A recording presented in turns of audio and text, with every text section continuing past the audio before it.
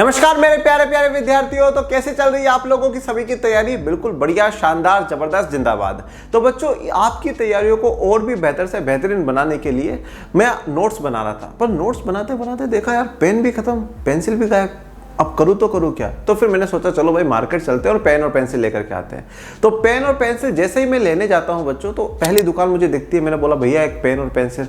बोला भैया 10 रुपये में आपको एक पेन और पेंसिल दोनों मिल जाएंगे। मैंने बोला रुक जाओ यार, एक दो दुकान और ट्राई करते हैं। मैं दूसरी दुकान पर गया, तो मैं जैसे ही देखा दूसरी दुकान पर, तो वहाँ पर 2 पेन और 1 पेंसिल। तो अब यहाँ पर आप देखिए, पहली शॉप वाला मुझे 10 रुपये में 1 पेन और 1 पेंसिल दे रहा है, दूसरी शॉप वाला मुझे 2 पेन और 1 पेंसिल 10 रुपये में ही दे रहा है। तो अब पहले तो आप मुझे कमेंट सेक्शन में बताओ मुझे कौन सी शॉप से खरीदना चाहिए, फर्स्ट वाली से या सेकंड वाली से। फिर मैं बताता हूं कौन सी से खरीदेंगे।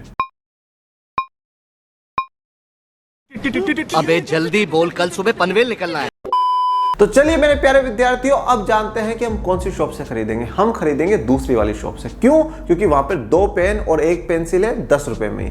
अब आपको लगेगा अरे सर लालच तो बुरी बला है, 2 पेन के चक्कर में फंस गए ना। नहीं बच्चों, ये लालच बुरी बला नहीं, यही अर्थशास्त्र की कला है। अर्थशास्त्र में, व्यष्टि अर्थशास्त्र में हम लोग एक टॉपिक पढ़ते हैं, एक दिष्ट अधिमान, मोनोटोनिक प्रेफरेंस।